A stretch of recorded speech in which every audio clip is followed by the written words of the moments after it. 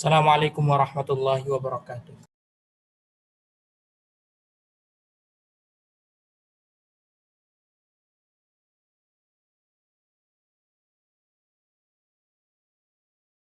Alhamdulillahi rabbil alamin. Wassalatu wassalamu ala asyrafil anbiya'i wal mursalin. Nabiyyina Muhammadin wa ala alihi wa ashabihi ajma'in, amma ba'd. Ikhwati fillah, a'azzanallahu wa iyyakum. Alhamdulillah, segala puji hanya milik Allah Subhanahu wa taala yang telah memberikan segala nikmat dan karunia-Nya kepada kita, dan dengan izin Allah dan taufiknya dan inayahnya, Allah Subhanahu wa taala masih mempertemukan kita di kajian atau program Mudarasah Sirah Rasul Sallallahu Alaihi Wasallam menggunakan kitab Mukhtasar Sirah Rasul karya Syekh Muhammad bin Abdul Wahhab. Ikhwati fillah, azanallahu wa iyyakum. Alhamdulillah, kita sampai di pembahasan permulaan dakwah Nabi Muhammad Sallallahu Alaihi Wasallam.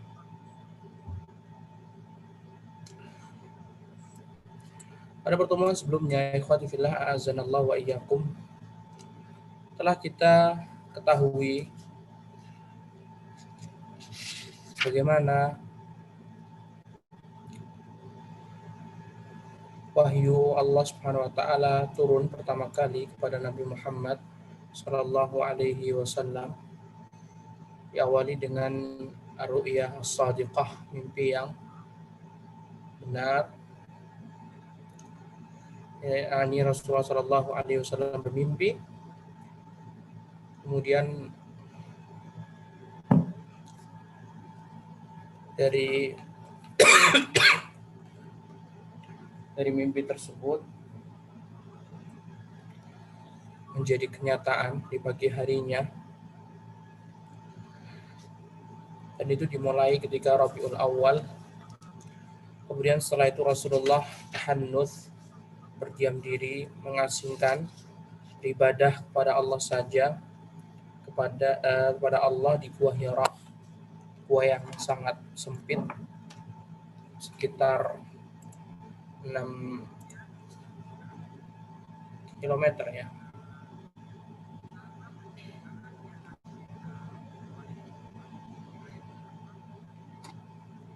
Nah,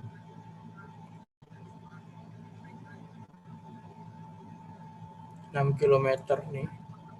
6 kilometer di sini Gua Hira. Nah, perjalanan yang sangat jauh, 6 kilometer, Rasulullah harus berjalan ke atas. Dan beliau hanya kembali untuk mengambil bekal. Dan kemudian singkat cerita Allah turunkan surat Al-Alaq ayat 1 sampai 5. Tapi Syekh menyebutkan 1 sampai 3 saja.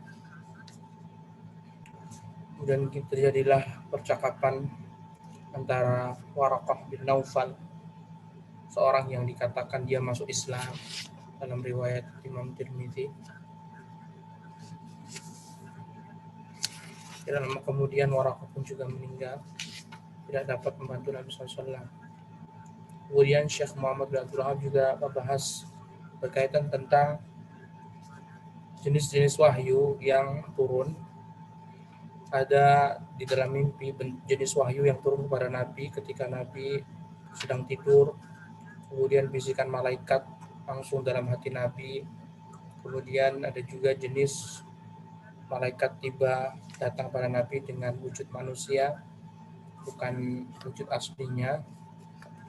Kemudian juga seperti lonceng. Kemudian juga malaikat datang kepada beliau dalam bentuk asli penciptaan. Kemudian juga ada yang langsung dari Allah Subhanahu wa taala seperti di Isra Mi'raj. Kemudian Rasulullah sallallahu alaihi wasallam berdakwah. Rasulullah resmi diangkat menjadi nabi dengan turunnya surat Al-Alaq dan resmi diangkat menjadi Rasul dengan turunnya surat Al-Muddathir. Rasulullah pun berdakwah hingga akhirnya masuk Islam pertama-tama sahabat Khadijah radhiyallahu taala anha, kemudian Ali bin Abi Thalib, kemudian Zaid bin Harithah, kemudian Abu Bakar As-Siddiq. Dari Abu Bakar As-Siddiq masuk Islamlah Talha bin Ubaidillah, Sa'ad bin Abi Waqqas, Utsman bin Affan. Kemudian mereka semuanya pun juga turut berdakwah. Ya, padahal kalau dipikir-pikir ilmu mereka ini belum seberapa, tapi mereka sudah membantu dakwah Nabi Shallallahu Alaihi Wasallam. Karena memang Rasulullah mengatakan balighu anni walau ayah, sampaikan dari Nabi Shallallahu Alaihi Wasallam walaupun satu ayat saja. Hadis ini mengisyaratkan ketika kita berdakwah menyampaikan ilmu baik dari Al-Quran dan Sunnah, hendaklah kita sesuai dengan apa yang disampaikan Nabi, tidak menambahi dan tidak mengurangi. Karena ketika kita menyampaikan ilmu tidak dari Nabi, berarti kita tidak menyampaikan dari Nabi. Padahal Rasulullah mengatakan balighu anni walau ayah, sampaikan dariku. Kalau antum menyampaikan penambahan dalam agama Islam perihal sesuatu yang tidak disampaikan Nabi, berarti antum melakukan penambahan. Padahal Rasulullah mengatakan balighu anni, sampaikan dariku walaupun satu ayat. Dan ini dipraktekkan oleh sahabat Abu Bakar As-Siddiq, sahabat Utsman, Talha, Sa'ad bin Abi Waqqas, dan Khadijah dan yang lainnya. Mereka menyampaikan walaupun satu ayat. Karena bisa jadi dengan satu ayat ini banyak orang yang mendapatkan petunjuk dengan Nabi Shallallahu Alaihi Wasallam. Kemudian ikhwati fillah zanallahu wa iyyakum, Syekh juga menyebutkan orang yang pertama kali syahid dalam Islam adalah Ibunda Yasir, Ammar bin Yasir. Ammar memiliki ibu bernama Sumayyah. Ammar maula, Sumayyah maula, Yasir maula. Mereka semuanya awalnya budak, kemudian dimerdekakan hingga menjadilah maula. Dan mereka semuanya disiksa sebagaimana para sahabat yang lainnya juga disiksa. Semua para sahabat mendapatkan siksaan dan cobaan.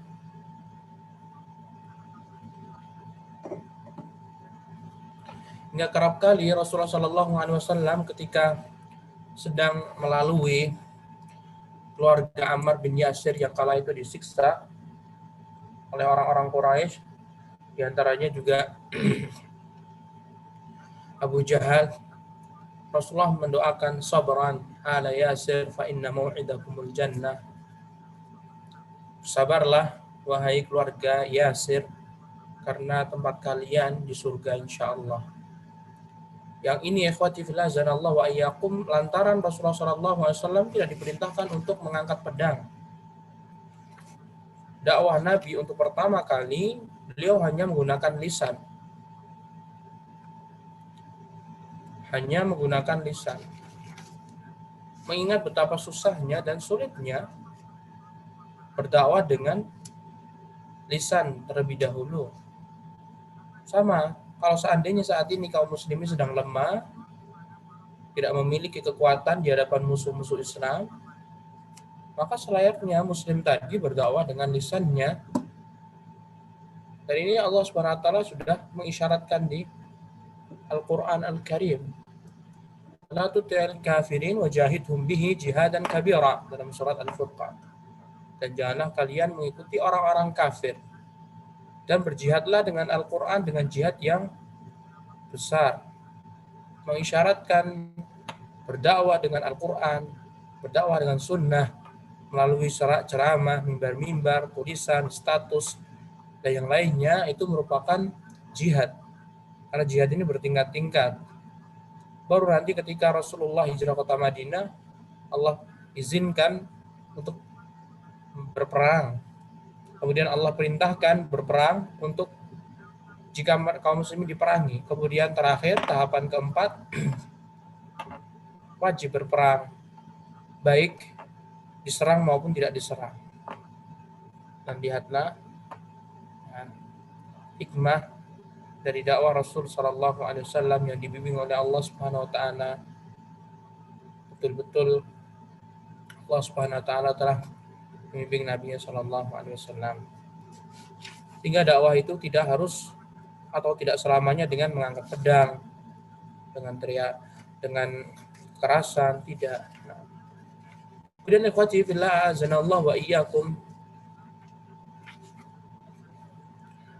kita akan membahas bagaimana permulaan dakwah Nabi Shallallahu Alaihi Wasallam ketika Allah Subhanahu Wa Taala telah memerintahkan Nabi dan mengangkatnya untuk menjadi Nabi dan Rasul. Maka mau tidak mau Nabi Muhammad Shallallahu Alaihi Wasallam menyampaikan perintah Allah Subhanahu Wa Taala, qum fa'anzir, bangkit dan berilah peringatan. Di sini Syekh Muhammad bin Abdul Wahhab rahimahullah, beliau menyebutkan dan menukilkan dari perkataan Imam Zuhri, ulama Ahlus Sunnah Ahlul Hadis. Qala Imam Zuhri, berkata Imam Zuhri, ketika Islam muncul, sekelompok kafir Quraisy mendatangi keluarga mereka yang beriman, lantas menyiksa dan memenjarakannya. Mereka berusaha menyimpangkan lagi dari agamanya. Awal mula Rasulullah SAW berdakwah secara sembunyi-sembunyi selama 3 tahun. Dan selama 3 tahun ini Rasulullah SAW tidak melakukan penghinaan terhadap sesembahan-sesembahan orang kafir Quraisy. Rasulullah tidak menyebutkan ayat-ayat yang menjelaskan kebatilan sesembahan mereka. Dan Rasulullah juga berdakwah kepada keluarga beliau. Wa anzir ashiratakal aqrabin, dan berikanlah peringatan kepada kerabatmu. Setelah itu ikhwati fillah azanallahu wa iyyakum, barulah Rasulullah SAW diperintahkan untuk berdakwah secara terang-terangan. Kala firman Allah Subhanahu wa taala turun, fasda' bima tu'mar wa a'rid 'anil musyrikin. Maka terangkanlah apa yang diperintahkan kepadamu wahai Nabi, dan tinggalkanlah perbuatan orang-orang musyrik. Lepas dirilah dari perbuatan orang-orang musyrik. Maka Rasulullah SAW pun menaiki bukit Safa dan menjelaskan bahwasannya beliau adalah Rasul, utusan Allah Subhanahu wa taala yang hak, tidak ada kedustaan. Untuk pertama kali orang Quraisy pun mereka tidak menyadari. Mereka membiarkan Nabi SAW terus ajak Islam. Sampai akhirnya mereka pun betul-betul mengetahui bahwasannya pengikut Nabi Muhammad sudah lumayan banyak. Akhirnya mereka pun dikagetkan. Barulah mereka, keluarga-keluarga mereka yang sudah masuk Islam, dan mengazab, mensiksa mereka, menyiksa mereka. Imam Tirmidzi berkata, Muhammad bin Saleh bercerita kepada saya dari Asim bin Umar bin Qatadah dan Yazid bin Ruman dan lain-lain. Mereka berkata,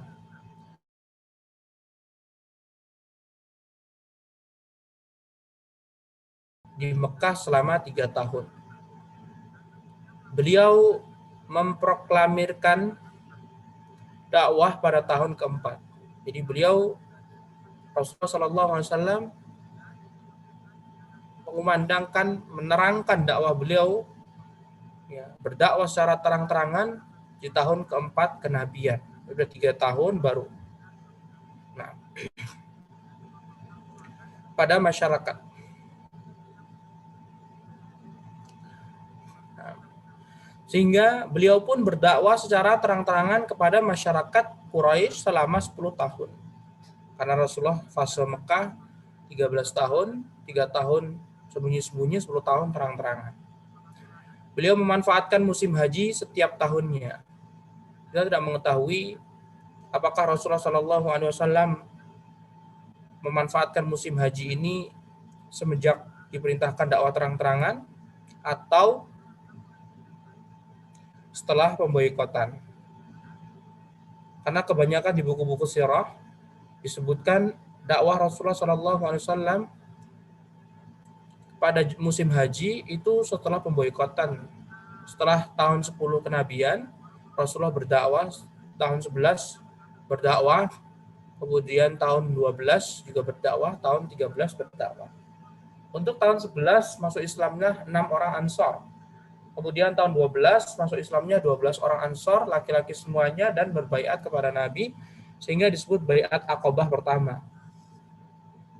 Kemudian yang kedua, ketika tahun ke-13 Hijriyah, 13 kenabian, ya masuk Islamlah sekitar 85 orang, dan mereka semuanya masuk Islam, sehingga terkenal dengan baiat Aqabah yang kedua.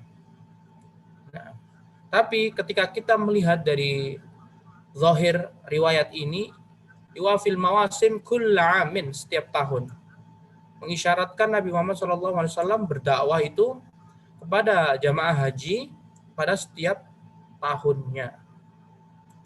Nah, lagi pula Allah memerintahkan fasda' bima tu'mar.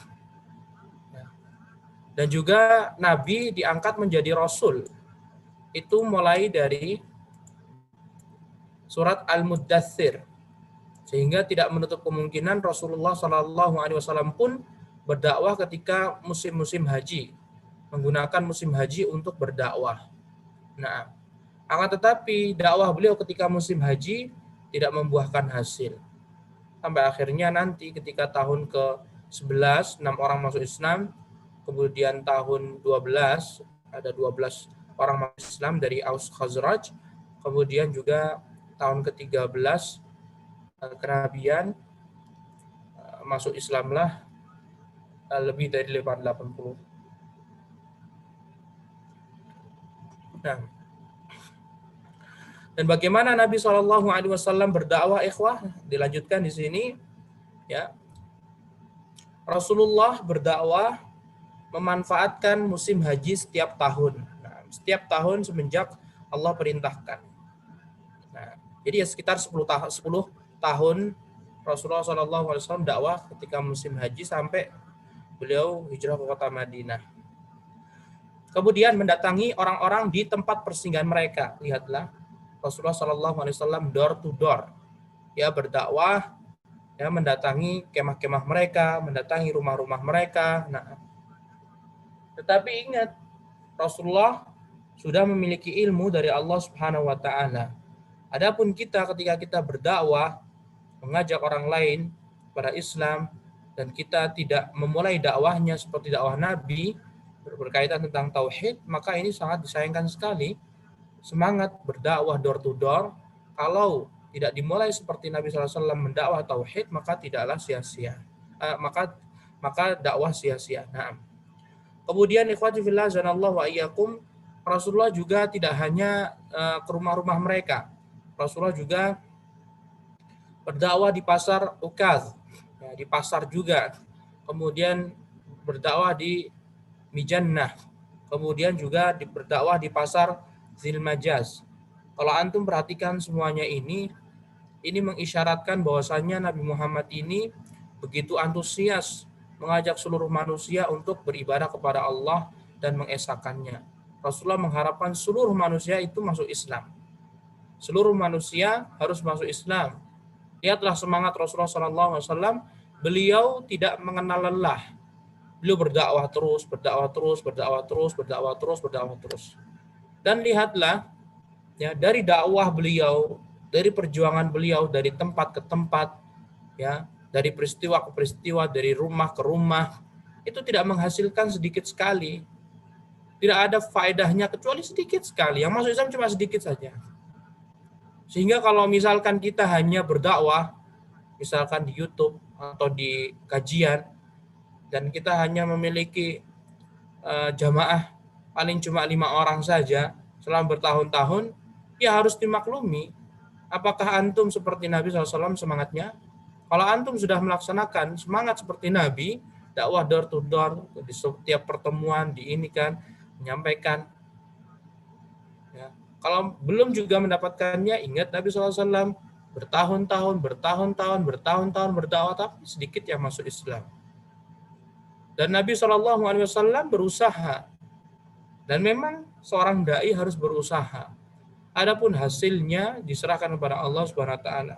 Kalau Allah menghendaki dakwah kita, Allah akan jadikan pengikut kita banyak. Tapi kalau Allah Subhanahu wa taala tidak menghendaki, ya sudah. Yang jelas kita berusaha yang mencari ridha Allah Subhanahu wa taala berdakwah. Nah, beliau Shallallahu alaihi wasallam menyeru orang-orang di tempat-tempat tadi, di rumah-rumah, di pasar Ukad, di Mijannah, kemudian juga Zil Majas, mengajak mereka untuk melindungi beliau agar bisa menyampaikan risalah Tuhannya, dan sebagai ganjaran mereka adalah surga. Rasulullah sudah memberitahukan, ya, ayo semuanya masuk Islam, lindungi aku adalah utusan Allah, kalian akan mendapatkan surga. Udah disebutkan sama Rasulullah SAW seperti itu. Nah, namun ya, beliau tidak mendapatkan seorang pun yang sanggup membela dan melindunginya. Gak ada sama sekali. Padahal Rasulullah SAW sudah berjuang mati-matian, luar biasa, pagi siang malam, di tempat-tempat umum, di tempat-tempat sepi, di rumah-rumah mereka, door to door kayak sales. Ya, mengajak, ayo masuk Islam, tapi sedikit, bahkan tidak ada sama sekali. Dan beliau tetap tidak berputus asa, terus berdakwah setiap tahun, setiap musim haji. Dan ini mengisyaratkan apa, ikhwan? Rasulullah SAW itu cerdas. Beliau ini mencari musim-musim haji. Lantaran banyak orang yang masuk Islam, banyak yang melakukan ibadah haji dan umrah di musim haji. Rasulullah gunakan kesempatan tersebut untuk berdakwah. Beliau sampai-sampai bertanya tentang kabilah-kabilah, tempat-tempat persinggahan beliau, mereka. Subhanallah. Coba antum perhatikan dakwah Rasulullah SAW. Ya. Sampai beliau ini ya bertanya kepada orang-orang, kabilah fulan di mana ya? Kabilah fulan di mana ya? Kemah mereka di mana ya? Diberitahu sebelah sana. Kemudian Rasulullah Shallallahu Alaihi Wasallam ya mengatakan, ayuhan nas, wahai manusia, qulu la ilaha illallah tuflihu. Katakanlah la ilaha illallah, tidak ada sembahan yang berhak diibadahi kecuali Allah Subhanahu wa taala, tuflihu. Kalian akan beruntung. Wa tamliku bihal Arab, dan kalian akan menguasai bangsa Arab dengan kalimat ini. Wa tadinu lakum bihal ajam, dan orang-orang non-Arab pun akan tunduk kepada kalian. Fa idza muttum kuntum mulukan fil jannati. Kalau seandainya kalian meninggal dunia sembari mengucapkan la ilaha illallah atau beragama dengan keyakinan la ilaha illallah, kalian akan masuk surga dan menjadi pemilik surga. Lihat, ya, Rasulullah sampai rela ya mencari tahu mana kabilah fulan, kemahnya sebelah mana, biar aku mau datangin sekalian. Didatangilah sama Rasulullah. Rasulullah mengatakan, ya ayuhan nas, wahai manusia, qulu la ilaha illallah tuflihu. Katakan la ilaha illallah tuflihu. Wa tamliku bihal arabu wa tadinu lakum bihal ajam. Fa idza muttum kuntum mulukan fil jannah. Wahai manusia, ayo beriman la ilaha illallah. Nah, dan ikhwati fillah azanallahu wa iyyakum, perlu antum ketahui, kebanyakan dari kabilah-kabilah ini mereka tidak langsung menjawab ya ajakan Nabi SAW. Bahkan tidak sedikit juga mereka menghinakan Nabi SAW. Ya, karena apa, ikhwah? Karena orang Arab mereka itu memahami kalimat la ilaha illallah dengan sebenar-benarnya. Karena orang Arab ini mereka berbahasa Arab, mereka fasih dalam berbahasa Arab. Mereka meyakini dan mengetahui seyakin-yakinnya ketika mereka mengucapkan la ilaha illallah, maka konsekuensinya harus meninggalkan ibadah-ibadah selain Allah dan harus menjadikan Allah satu-satunya saja. Lihat, Sehingga ikhwati fillah zanallahu wa iyyakum, mereka pun tidak mau mengucapkan la ilaha illallah. Dan kaum muslimin saat ini ketika mereka mengaku Islam dan mengucapkan la ilaha illallah, maka wajib bagi mereka untuk memahami kalimat la ilaha illallah. Konsekuensinya apa? Ketika sudah mengucapkan la ilaha illallah, tidak boleh beribadah kepada selain Allah, tidak boleh berdoa kepada selain Allah. Harus menjadikan Allah satu-satunya. Tidak boleh menduakan Allah Subhanahu wa taala. Sekalipun berdoa kepada Allah di sisi kuburan wali, tidak boleh. Harus ditinggalkan. Ya. Dan sekarang lebih mudah kan?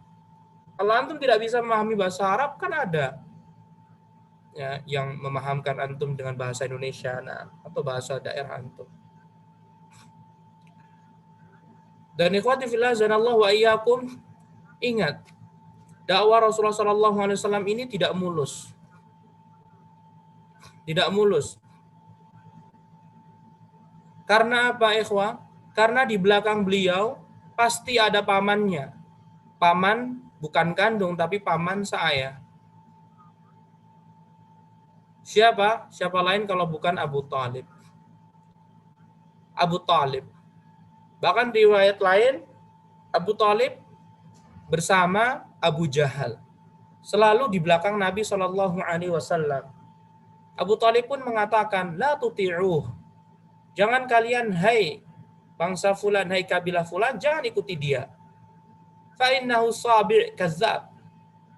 Karena dia adalah sabi', orang yang menyembah, orang yang menyelisihi agama kita. Kazzab, pendusta.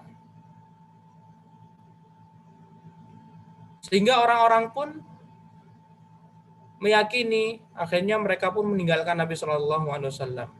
Dan tidak sedikit juga mereka melukai Nabi SAW, baik dengan perkataan maupun perbuatan. Bahkan Abu Jahal juga mengatakan, ingatlah hai orang-orang, ini di belakang Muhammad ini ada Abu Lahab, Abdul Uzza nama aslinya. Abu Lahab ini pamannya Muhammad. Kalau seandainya Muhammad ini dalam keadaan di atas kebenaran, maka pamannya harus pertama kali masuk Islam, mengikuti ajakannya. Tapi sayangnya tidak, bukan, menunjukkan Muhammad ini adalah keponakan yang pendusta. Jangan ikuti. Lihat ikhwah, apakah Rasulullah SAW setelah itu cukup diam saja? Tidak. Rasulullah terus setiap musim haji kayak gitu. Terus setiap musim haji seperti itu. Terus. Setiap tahunnya Rasulullah berdakwah ke kampung-kampung, ke kemah-kemah, door to door, jadi sales dagangan seperti itu ibarat kata. Tapi di belakangnya ada Abu Lahab dan yang lainnya. Sekarang antum melihat pada diri antum. Kalau antum seandainya mempraktekkan seperti Rasulullah, berdakwah door to door, ya, apakah antum akan ada orang di belakang antum yang mencemooh antum? Jika tidak, maka antum harus lebih semangat daripada Rasulullah SAW. Rasulullah SAW saja berdakwah, di belakang beliau ada 2 orang yang mematahkan dakwah beliau, tapi beliau tetap semangat. Ya, cuek. Karena kalau misalkan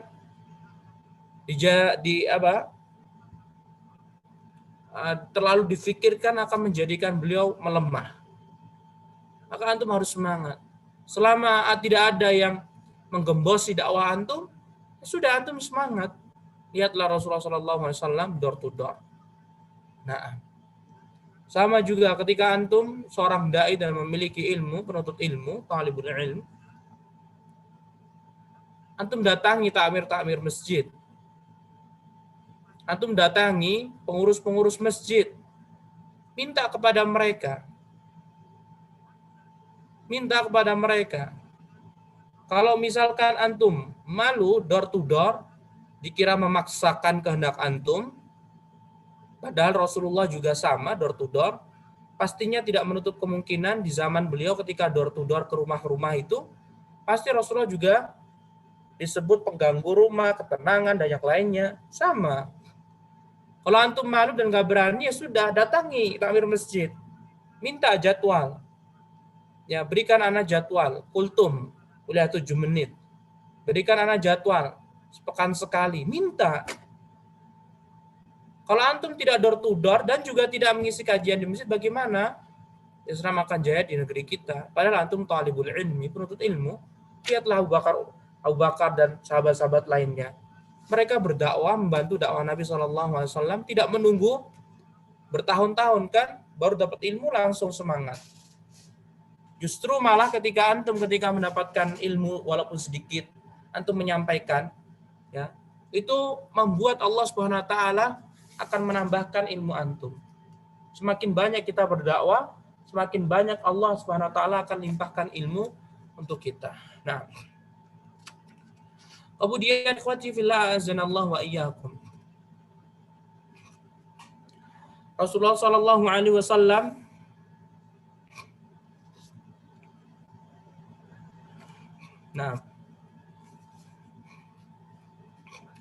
saat itu Abu Lahab berada di belakang beliau seraya berkata, "Janganlah kalian mengikutinya, karena dialah yang telah keluar dari agama kaumnya dan pendusta." Setiap orang yang keluar dari agama kaumnya, maka dia disebut pendusta menurut Abu Jahal dan Sabi'ah. Maka orang-orang menolak Rasulullah SAW dengan penolakan yang sangat buruk serta menyakiti beliau.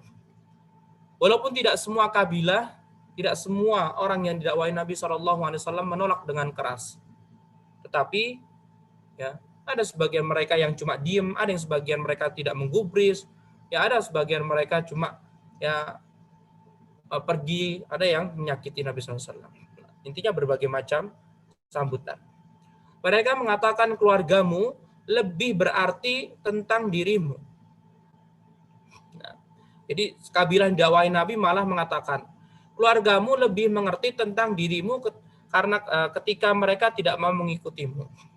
Berkata ini, ente ini dakwain orang lain tapi keluarga sendiri gak didakwain. Gimana sih? Ya. Sama seperti orang-orang zaman sekarang juga seperti itu.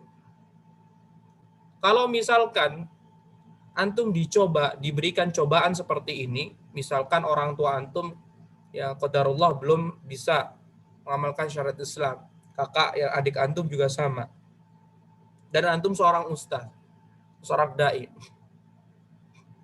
ya nggak usah digubris permasalahan seperti ini, karena itu bisa melemahkan dakwah antum. Semangat saja sembari antum masih terus mendakwai orang tua, keluarga, kakak dan adik, dakwai terus. Nah. Kemudian ikhwati fillah azanallahu wa iyyakum. Beliau berdoa, Nabi Muhammad SAW berdoa, "Ya Allah, jika Engkau menghendaki mereka tidak menjadi seperti ini. Allahumma, ya Allah, lau syi'ta lam yakunu hakadha." Kalau Engkau menghendaki, ya misalnya mereka nggak seperti ini ya Allah. Mengisyaratkan bahwasanya Nabi Muhammad ini memahami semua yang dilakukan manusia ini, baik berupa penolakan dakwah beliau atau penerimaan dakwah mereka terhadap dakwah Nabi SAW, itu semuanya dengan izin Allah SWT. Tapi izin Allah ini tergantung manusianya. Karena Allah tidak merubah nasib suatu kaum sampai dia merubah diri sendiri. Jadi harus ada keinginan dulu. Kalau sudah ada keinginan dalam dirinya dan dia ingin berubah, sudah selesai. Nah, kemudian ikhwati fillah zanallahu wa iyyakum,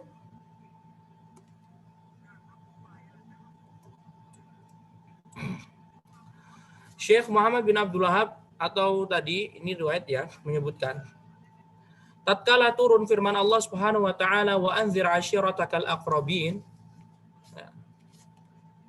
Tatkala turun firman Allah wa anzir ashiratakal aqrabin, dan berikanlah peringatan kepada orang-orang terdekatmu. Surat Asy-Syu'ara ayat 214. Maka Rasulullah Shallallahu alaihi wasallam pun menaiki bukit Sofa. Nah, ini riwayat yang lain ya ikhwah. Karena riwayat yang lainnya menyebutkan ayat yang turun itu bukan wa anzir ashiratakal aqrabin, tetapi fasda' bima tu'mar wa arid 'anil musyrikin. Ya, surat Al-Hijr ayat 94. Seperti yang Anda jelasin tadi, intinya Rasulullah dakwah terang-terangan. Ya, kapan mulai dakwah terang-terangan? itu ketika turun fasda bima tu'mar wa arid anil musyrikin. Ya, terangkanlah apa yang engkau diperintahkan wahai Nabi dan berlepas dirinya dari orang-orang musyrik. Surat Al-Hijr ayat 94. Baru Rasulullah naik Bukit Sofa. Anda tidak tahu apakah ini memang riwayat lain atau memang ada kesalahan dari orang yang menyebutkan kisah ini. Kan Syekh Muhammad Abdul Wahab menukilkan riwayat. Nah, adapun ayat wa'adzir ashiratakal aqrabin memang Allah turunkan, tetapi Rasulullah tidak naik ke Bukit Sofa. Nah, tetapi beliau mengumpulkan kerabatnya. Nah, jadi ibarat kata, pertama kali ayat yang Allah turunkan berkaitan dakwah terang-terangan yaitu wa'adzir ashiratakal aqrabin. Dan berikanlah peringatan kepada kerabatmu yang terdekat. Akhirnya Rasulullah pun mengumpulkan seluruh kerabatnya, termasuk Abu Jahal, paman-pamannya, bibi-bibinya. Dan Rasulullah SAW mengatakan, wahai paman masuk Islam. Nah, kemudian dari situlah pertama kali Abu Lahab pun langsung ya marah kepada Nabi SAW. Mengatakan, kita harus mengurung Muhammad saja. Daripada nanti ya ada hal yang bisa membuat marah orang-orang Quraisy. Nah, kemudian Abu Thalib tidak biarkan Nabi Muhammad SAW. Akhirnya dibiarkan. Baru setelah itu, serang beberapa saat Allah turunkan firman-Nya surat Al-Hijr ayat 94. Fasda' bima tu'mar wa arid 'anil musyrikin. Nah, baru setelah itu ikhwati fillah azanallahu wa iyyakum Rasulullah naik ke Bukit Sofa. Jadi yang naik ke Bukit Sofa itu bukan ayat wa'adzir ashiratakal aqrabin, tetapi fasda' bima tu'mar wa arid 'anil musyrikin. Nah, wallahu a'lam. Nah, ketika firman Allah turun, intinya Rasulullah SAW naik ke Bukit Sofa dan mengatakan wa sabahah. Wa sabahah. Ya, kalimat ini untuk mengumpulkan orang-orang. Lantaran ada hal yang penting, sangat penting, biasanya digunakan ketika ada di balik gunung atau bukit ini pasukan yang ingin menyerang orang-orang Quraisy. Wasabaha dipanggil semua ketika pagi. Semua orang-orang pun bergegas menuju Bukit Sofa. Bukit Sofa itu di mana, ikhwah? Nih lihat.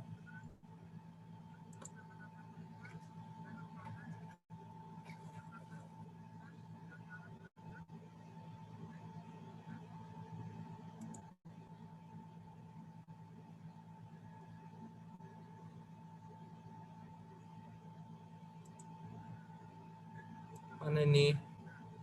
Nah, ini Bukit Sofa, kelihatan enggak?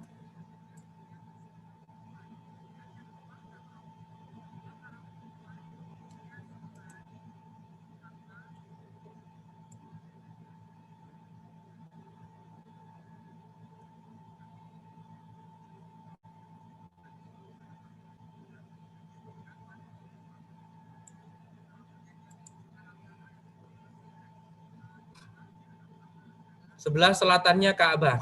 Nih. Ini Bukit Sofa. Di atasnya Jabal Abi Qubais. Rasulullah menaiki ya Sabah. Sampai akhirnya ikhwah semua orang pun, setiap kabilah semuanya langsung ke Bukit Sofa. Karena Bukit Sofa ini kan tinggi, Rasulullah di atas. Dan orang-orang pun datang ke sana. Nanti bisa bayangin, waktu itu banyak sekali masyarakat Quraisy. Sampai orang yang sesibuk apapun mereka mengutus budaknya atau utusannya untuk mendatangi ada gerangan apa. Kenapa kok ada seorang penyeru bahwasanya akan ada terjadi peperangan. Semuanya diutus. Nah, ketika mereka semuanya sudah berkumpul, maka Rasulullah SAW pun bertanya kepada mereka, wahai orang-orang Quraisy, andai kata aku berkata kepada kalian bahwa ada sekelompok pasukan berkuda hendak menyerang kalian dari kaki gunung ini. Kalian tidak tahu nih belakang nih, saya kan naik di bukitnya. Kalian di bawahku. Kalau di belakang sini ada pasukan bermusuh yang ingin menyerang kita. Apakah kalian akan percaya kepada aku, wahai orang Quraisy? Serentak mereka menjawab apa, ikhwah? Ya, kami tidak pernah melihatmu berdusta. Subhanallah. Ini belum ada perkara penyiksaan, ikhwah.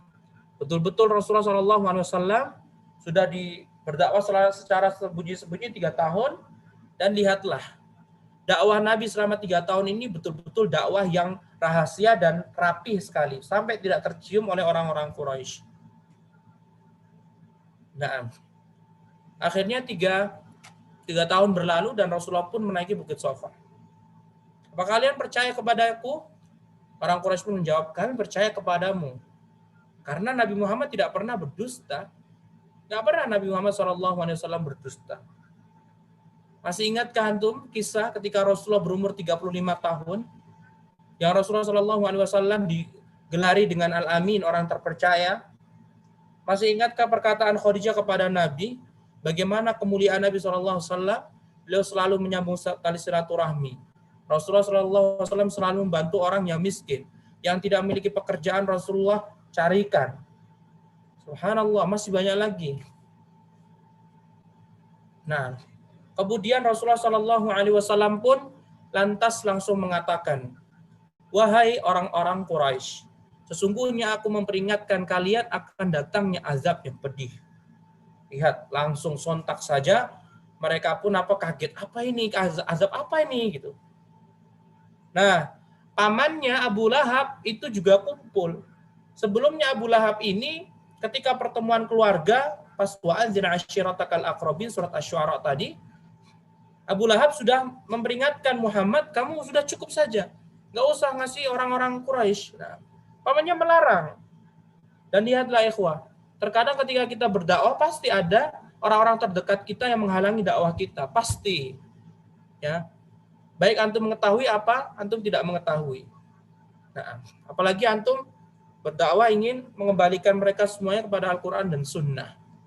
Nah, ini pamannya Abu Lahab, ya, yang ketika pertemuan keluarga ya, yang sebelumnya ini dia udah marah-marah, sontak dia langsung ngulangin lagi dong, katakan kepada Muhammad SAW. Pamannya mengatakan,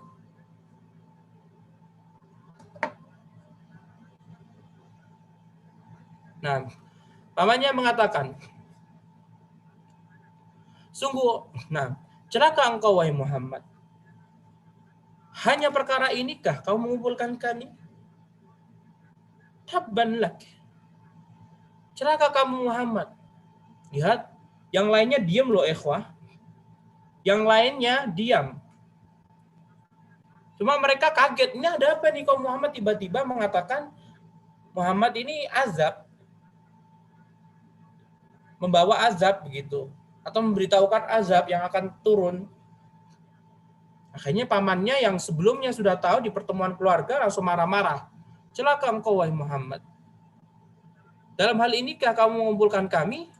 Kami ini sedang sibuk. Kami lagi ada acara dan ini dan itu.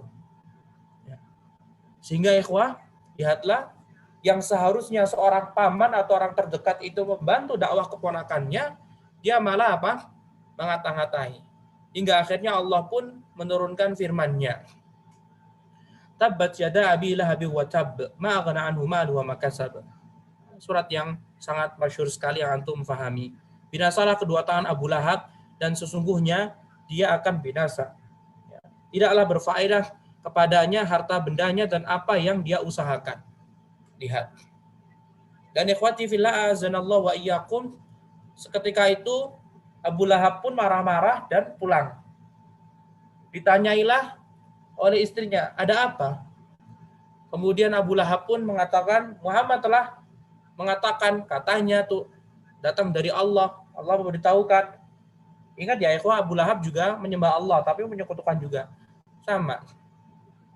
Muhammad berkata bahwasannya dia utusan Allah, kemudian menurunkan, Allah berfirman, ya celaka tangan Abu Lahab dan anaknya. Nah, betul-betul akhirnya marah betul-betul, dan istrinya pun Ummu Jamil, ya, dia juga ikut membawa kayu bakar tadi.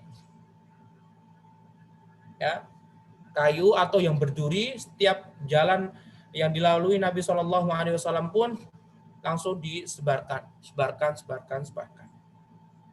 Nah, dan tidak hanya itu saja ikhwan, akhirnya Abu Lahab pun memanggil putra-putranya yang sebelumnya pernah menikahi istri anaknya Nabi SAW, Ya, antum bisa bayangin.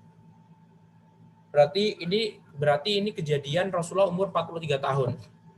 Berarti anaknya Nabi SAW yang menikah dengan anaknya Abu Lahab, kisaran ya umur 15 atau 16 atau 17 tahun. Ini masih kecil udah nikah begitu. Abu Lahab pun memanggil Utbah. Utbah, ya ayah, ya, ceraikan Ruqayyah. Akhirnya Utbah pun menceraikan Ruqayyah. Kemudian Abu Lahab juga memanggil adiknya. Utaibah, panggil. Ada apa ayah? Ceraikan Ummu Kulthum. Akhirnya Utbah bin Abi Lahab, ya, menceraikan Ruqayyah, dan Utaibah juga menceraikan Ummu Kulthum. Akhirnya itu bisa bayangin bagaimana sedihnya Rasulullah SAW, ya, diperintahkan ini, ya, tapi di sisi lain beliau mendapatkan cobaan, ya, anaknya dicerai oleh menantunya sendiri. Nah, begitu luar biasanya cobaan yang diterima oleh Nabi SAW. Kemudian Ibnu Qayyim rahimahullah berkata, Rasulullah SAW berdakwah mengajak kepada agama Allah secara sembunyi-sembunyi selama 3 tahun.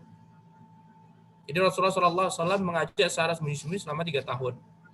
Kemudian turunlah firman Allah Subhanahu wa taala, "Fasda' bima tu'mar wa'rid 'anil musyrikin."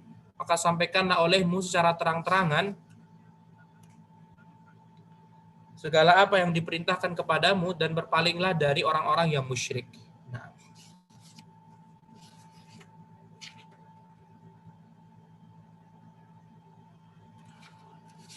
kemudian ikhwati fillah azanallahu wa iyyakum, darah pertama kali yang ditumpahkan. Syekh rahimahullah beliau menyebutkan, ya, pada tahun keempat Sa'ad bin Abi Waqqas memukul seorang pria musyrikin sehingga melukainya. Penyebabnya ketika itu para sahabat Rasulullah berkumpul di lembah-lembah untuk melaksanakan sholat. Sholat ini bukan sholat 5 waktu ya ikhwah, tapi sholat yang sunnah hukumnya, karena sebelum Isra Mi'raj Allah memerintahkan atau mensunahkan Rasul dan para sahabat untuk melaksanakan sholat 2 kali setiap harinya, ketika pagi hari sama ba'da asar, begitu, 2 rakaat salam, 2 rakaat salam. Jadi cuma 4 rakaat saja. Nah, dan mereka pun sholatnya tidak terang-terangan. Mereka sampai rela sholat di lembah-lembah yang tidak dilihat oleh orang kafir jahiliyah. Nah, untuk melaksanakan sholat, seorang pria kafir bersama sekelompok orang Quraisy pun melihatnya. Ya, sepandai-pandainya upaya project pasti akan jatuhkan. Semuanya pasti akan ketahuan. Nah, mereka sudah berusaha semaksimal mungkin untuk menyembunyikan sholat mereka. Karena Rasulullah waktu itu memang belum memerintahkan mereka untuk terang-terangan. Nah, sampai akhirnya Sa'ad bin Abi Waqqas pun memukul salah seorang dari mereka sehingga darah mengalir dan lukanya. Dari lukanya itulah darah pertama yang dialirkan dalam Islam. Ya. Kalau tadi Sumayyah orang kaum muslimin yang meninggal dunia, kalau sekarang ini ibarat kata, ya, darah kaum kafir yang pertama kali apa? Ditumpahkan oleh kaum muslimin. Nah. Kemudian ikhwati fillah zanallahu wa iyyakum, orang-orang Quraisy pun mereka betul-betul menjalankan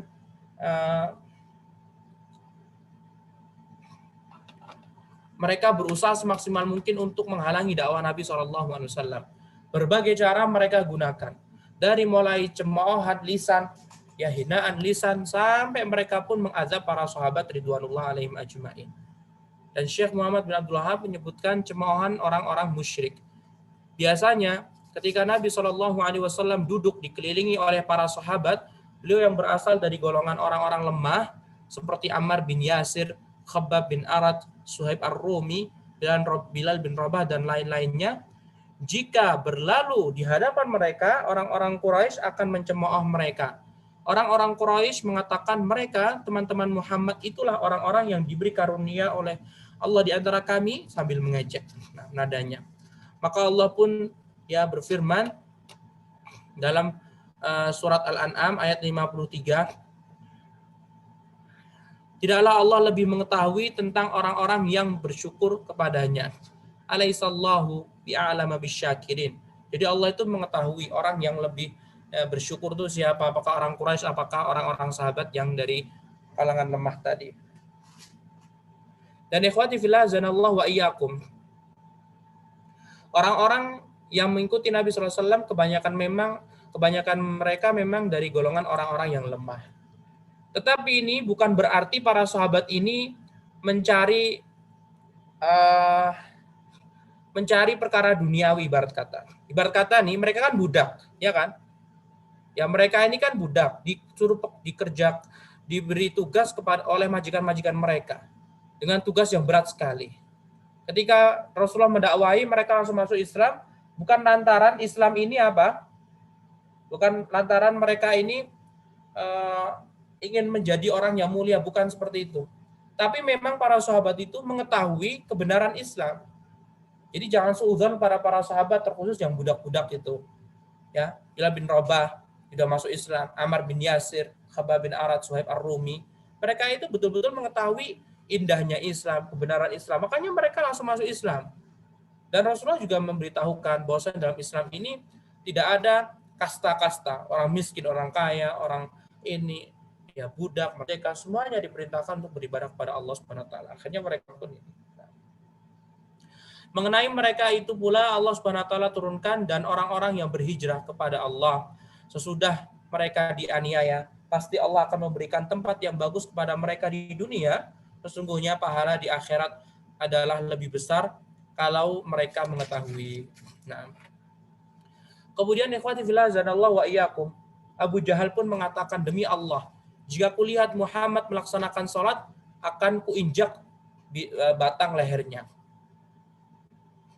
Jadi semua siksaan orang Quraisy ini umum, tidak hanya kepada para sahabat saja, tapi bahkan Rasulullah SAW pun juga. Nah, kisahkan lantas ia mendengar, Abu Jahal suatu ketika mendengar bahwa Rasulullah SAW sedang sholat. Ya. Ia pun mendekati beliau, ia berkata, bukankah aku sudah melarangmu melaksanakan sholat, hai Muhammad? Maka Rasulullah SAW pun menghardiknya.